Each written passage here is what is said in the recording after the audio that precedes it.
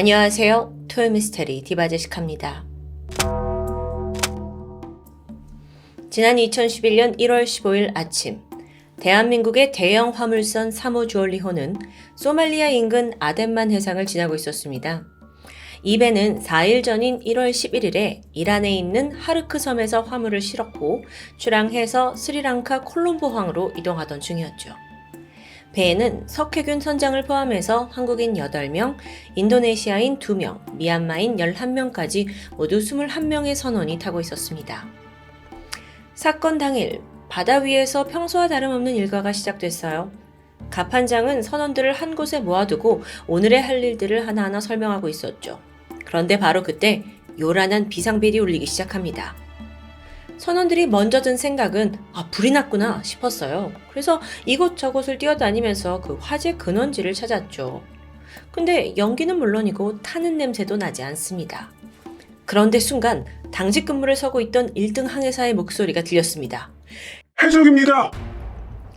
이 소말리아 근처 해역을 지나는 선박들은 늘 해적의 위협에 노출되어 있습니다. 선원들은 일단 다급하게 대피소로 달려갔어요. 여기는 배의 가장 끝에 있는 로프 저장 창고인데 동시에 그곳에서 조난 신호 통신망을 이용해서 한국에 피랍 사실을 알릴 수 있는 곳이죠. 소말리아 해적들이 위협적으로 다가왔습니다. 고속정을 몰고는 배 옆에 바짝 붙였어요. 그리고 사다리를 걸친 뒤에 이 3호 주얼리호로 하나 둘 빠르게 넘어오기 시작했죠. 해적을 보니까 총 13명인데요. 배에 침입하기까지 고작 20분밖에 걸리지 않았습니다. 이때 이 선박에 숨어있던 선원들은 일단 숨을 죽이고 바깥 상황에 귀를 기울입니다. 보니까 얼마 지나지 않아 배 엔진을 끄더라고요. 그리고 해적들이 막 자기네 말로 대화를 합니다. 막 선내 여기저기를 돌아다니는 듯한데 맞아요. 숨어있는 선원들을 찾고 있는 거겠죠. 이 숨막히는 긴장감이 무려 3시간 넘게 이어졌습니다. 그리고 잠시 후 발소리가 가까워지더니 결국 해적들은 대피소의 위치를 찾아내고 맙니다. 이제 의지할 거라곤 그 굳게 닫혀있는 철문 하나예요. 당시의 해적들은 AK 소총으로 완전히 무장한 상태였습니다. 문을 향해서 마구 총을 발사했고요. 이어서 쇠파이프를 이용해 강제로 문을 따려고 했죠. 결국 이 철문은 힘없이 떨어져 가고 말았습니다. 해적들이 총기로 위협을 하면서 선원들을 모두 4층에 있는 선교로 끌고 갑니다. 그리고 그들의 개인 짐, 양말, 칫솔 같은 아주 사소한 물건까지 모두 다 강탈했죠. 이 선원들끼리 어떻게 하는 한국말 대화도 다 금지했고요. 말을 듣지 않으면 얼굴에 바로 총과 칼을 들이밀면서 정말 험악한 분위기였습니다. 그러던 중 해적의 우두머리가 석혜균 선장을 끌어냅니다. 그러면서 여기서 2000km 떨어진 소말리아 해역으로 배를 몰라고 명령하는 거예요. 자, 이 해적들의 목적은 하나입니다. 돈이요. 그러니까 이 배에 있는 사람들을 인질로 잡아서 몸값을 뜯어내는 것이 해적들의 수법이었는데요. 한편 같은 시각 대한민국에서는 3호 주얼리호의 피랍 사실이 전해졌습니다. 그리고 급하게 이 문제를 어떻게 해결할지 치열하게 고민을 하고 있었는데요. 사실 이 사건이 우리나라 화물선이 벌써 8번째로 해적에 납치된 사건이었어요. 그때마다 우리 정부는 납치범들이 원하는 대로 몸값을 지불하고 겨우 인질을 구해왔던 거예요. 바로 4개월 전만 해도 유조선 한 대가 납치되었다가 219일 만에 풀려났는데 그때 지불한 몸값이 100억 원에 달했습니다. 물론 이게 국민의 목숨값에 비할 건 아니죠. 근데 이렇게 속수무책으로 당할 수만도 없었어요. 정부는 계속해서 발생하는 해적 납치 사건에 대해 근본적인 방법이 필요하다고 느꼈습니다. 이렇게 매번 돈으로 협상하면요. 오히려 한국 애들은 돈 잘 준대 하면서 한국 선박이 해적들의 타깃이 될 게 뻔하니까요. 그래서 이번에는 협상 대신 강경한 구출 작전을 펼치기로 합니다. 이걸 위해 투입된 부대가 바로 청해부대였죠. 청해부대의 공식 명칭은 대한민국 해군 소말리아 해역 호송전대입니다. 이들은 한국이 아프리카 소말리아 해역에 정기적으로 파병을 보내는 해상부대예요. 여기서 잠깐 지리적인 설명을 좀 드리면 소말리아 인근에 있는 아덴만 해상은요, 유럽과 아시아를 잇는 아주 중요한 무역 통로입니다. 그렇다 보니 화물선도 많이 다니겠죠? 우리나라만 해도 연간 400여 척의 선박이 이곳을 드나든다고 해요. 동시에 해적들도 이 아덴만을 지나는 선박들을 호시탐탐 노렸던 겁니다. 위험하죠.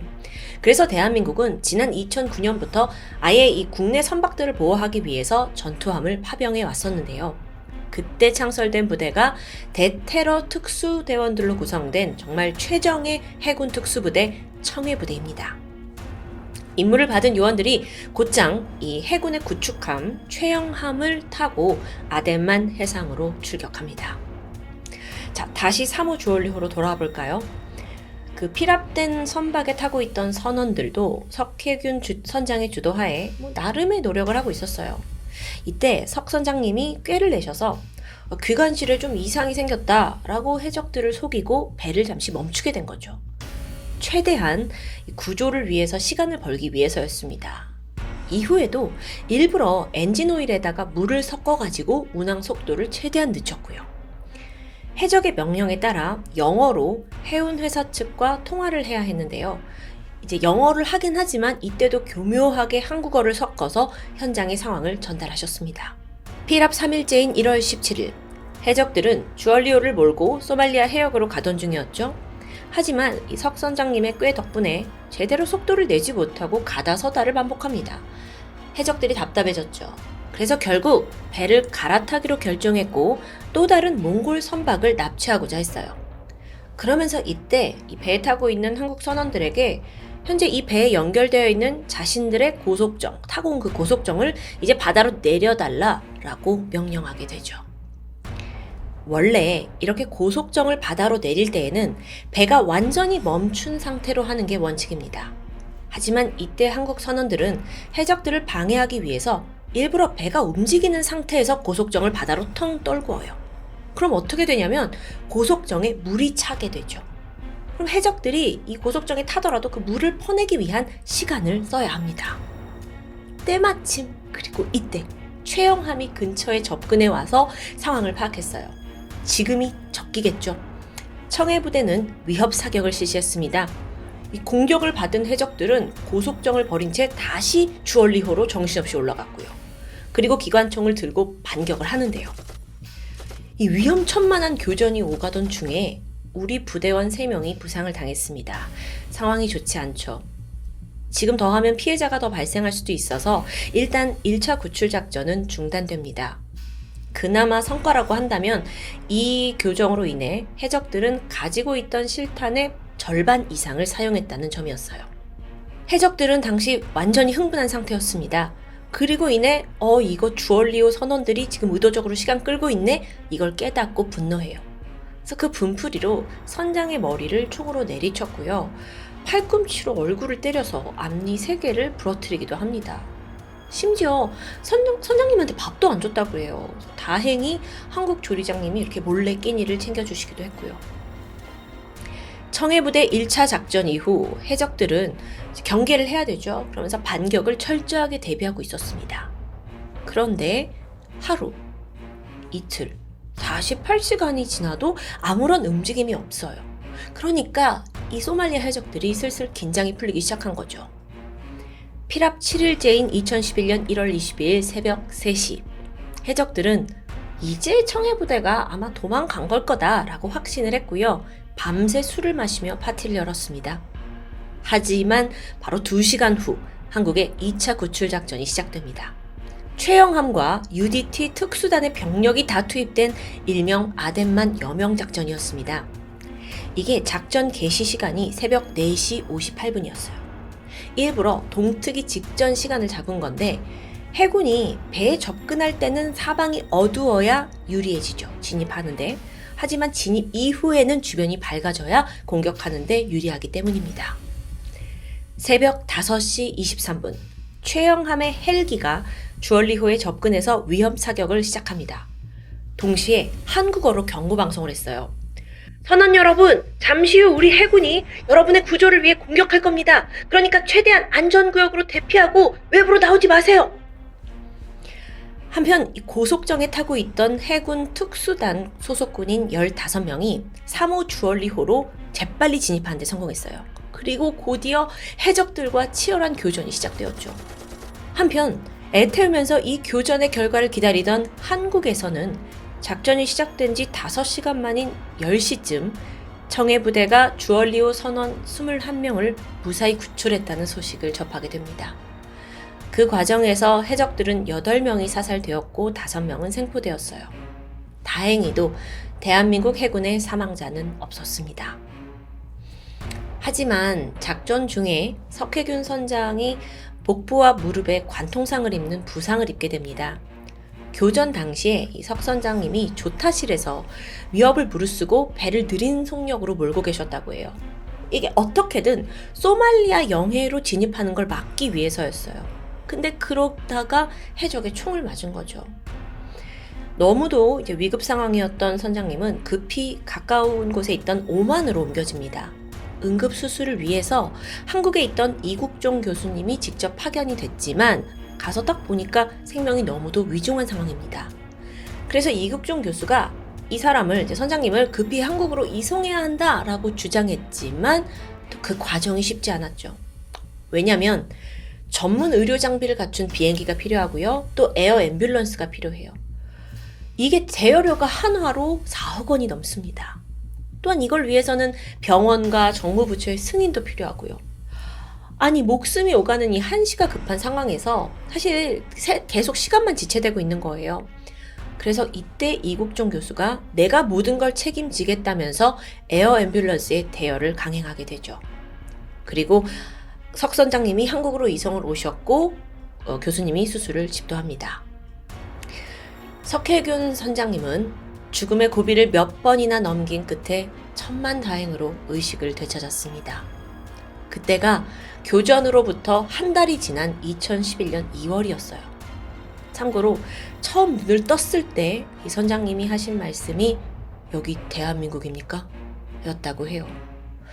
그리고 바로 안도하셨다고 하죠. 정말 손에 땀을 쥐게 하는 해적 소탕 작전이었는데요. 이 성공의 기쁨을 잠시 뒤로 하고 이유를 좀 알고 싶었습니다. 전 세계 나라 중에서도 왜 유독 소말리아 해적이 기승을 부리는 걸까요? 소말리아는 아프리카 동부에 위치해서 바다와 가깝습니다. 과거로 가서 지난 1991년 11월에 소말리아에서 내전이 발발했는데 30년이 지난 지금까지도 그 전쟁이 계속되고 있어요. 그러다 보니까 내부 경제는 완전히 무너지다시피 했죠. 일자리도 없고 국토의 대부분은 사막지대라서 농사도 어렵습니다. 그래서 자연스럽게 어업이 발달했죠. 근데 이마저도 2000년대가 들어서 힘들어졌어요.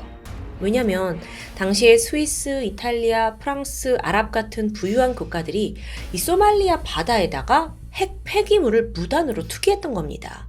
그래서 이로 인해 사실상 소말리아의 어업이 거의 씨가 마르게 된 거죠. 그래서 한 번은 소말리아 어부는 너무 화가 나잖아요. 그래서 홧김에 다른 나라 어선에 총질을 해대는 사건이 벌어지는데 이때 상대 어선이 겁을 먹고는 어부에게 달래려고 돈을 줬는데 그게 $10,000, 약 1,000만 원 정도였죠. 소말리아 어부가 깜짝 놀랍니다. 이건 1년을 꼬박 일해도 벌 수 있을까 말까 한 아주 큰 돈이기 때문이에요. 거의 그때를 기점으로 해서 소말리아 젊은이들 사이에서는 다른 나라 선원을 인질로 잡아서 몸값으로 큰 돈을 이제 받았다라는 게 무용담이 막 퍼졌고, 이후에 또 소말리아인들은 어릴 때부터 일찌감치 아예 해적에 가담하는 일이 비일비재하다고 해요. 심지어는요, 고등교육을 받고 대학까지 나온 사람들도 결국 다른 건 돈이 안 되니까 그냥 해적을 하자 하는 참담한 상황입니다. 앞서 대한민국의 3호 주얼리호를 납치했던 그 해적들도 보니까 대부분 20대 초반이었고요. 19살도 있었어요. 그들한테 너넨 왜 해적이 됐니? 라고 이유를 물었는데 제가 원래 몰던 버스가 있었는데 그게 망가져서 수리비를 구하기 위해서였다 라고 대답합니다. 약간 해적 알바 나온 듯한 느낌이죠. 초기에 소말리아 해적은 이렇게 개인의 사사로운 이익을 위해서 해상 인질극을 펼쳤다고 해요. 근데 문제는 이 규모가 날이 갈수록 점점 커지고 있습니다. 지난 2007년에는 이디오피아가 이 해적에 맞서서 정규 해군 부대를 파견했거든요. 근데 아예 패배하고 돌아왔죠. 정규 부대를 파견했는데도요. 그만큼 이들의 위협이 강력하기 때문입니다. 오죽하면 소말리아 해적을 소탕하려면 북아프리카에서 세계대전을 일으켜야 한다라는 말이 암암리에 있을 정도입니다. 그런데 아주 흥미로운 사실이 하나 있습니다. 이렇게 무자비한 소말리아 해적이 유독 피하는 국가가 하나 있는데 바로 러시아예요. 한 번은 러시아 군에서 해적들을 생포한 적이 있었어요. 보통의 절차대로라면 본국 러시아로 이들을 데려가서 재판을 받게 해야 했죠. 근데 본국에 연락을 해보니까 뭘 데려와. 야, 데려와도 얘네들 처벌할 법적 근거 없어. 이렇게 판단을 했고 결국 풀어주라고 지시한 겁니다. 근데 이때 러시아군이 순순히 풀어는 드릴게 하면서 이 해적들을 고무보트에 태워서 상어 떼거지가 있는 곳에 둔 거예요. 너무 무섭죠? 기가 막히죠? 이것 때문에 당시 국제사회의 비판을 받기도 했지만 러시아 측은 아니 풀어줬는데 뭐가 문제야? 라는 입장이었어요. 결과적으로 이 해프닝 이후에 소말리아 해적들은 러시아 선박은 잘 공격하지 않는 편이라고 합니다. 한편의 드라마 같았던 해적 인질 구출 작전 아덴만 여명 작전. 당시 살아남은 소말리아 해적 5명 있었잖아요. 한국으로 와서 재판을 받았습니다. 그들에게는 짧게 징역 13년에서부터 길게는 무기징역이 선고되었죠. 시간이 흘러서 한 언론사에서 한국 교도소에 수감되어 있는 그들을 찾아간 적이 있었거든요. 근데 놀랍게도 이들은 수감 생활에 매우 만족하고 있었다고 해요. 하나같이 표정도 밝고 살도 10kg 이상 찐 상태였고요. 이들은 여가 시간에 한국어를 배우는 자세도 보였고 완전히 적응한 거죠. 심지어 가족들을 데리고 와서 교도소라도 좋으니 여기서 살고 싶다고 말했다는데요. 이게 참 소말리아에서의 삶이 어땠는지 짐작해 하는 부분입니다. 좀 딱하죠. 그래도 이들은 우리나라 국민의 생명과 재산을 위협한 엄연한 범죄자라는 사실은 변하지 않습니다. 지난 2015년에 석혜균 선장님이 대전교도소를 찾았습니다. 그리고 자신을 총으로 쏜 그 해적 마호메드 아라이를 만나게 돼요. 그는 이때 해적들을 용서하게 됐다고 밝혀서 모두가 놀랐는데요. 석 선장이 이렇게 말씀하셨어요. 입장을 바꿔서 동료가 죽어나가는 것을 보면 선장인 나를 죽이고 싶지 않았겠느냐라는 아주 의연한 모습을 보이셨습니다. 정말 대단한 분인 것 같아요. 어쨌든 이 사건의 핵심은 각자의 자리에서 목숨 바쳐 최선을 다한 위인들이 있었기에 가능했다는 점입니다. 무엇보다 지금도 곳곳에서 우리를 수호하기 위해 애쓰고 계신 군인 여러분 정말 감사합니다. 지금까지 토요미스테리 디바제시카였습니다.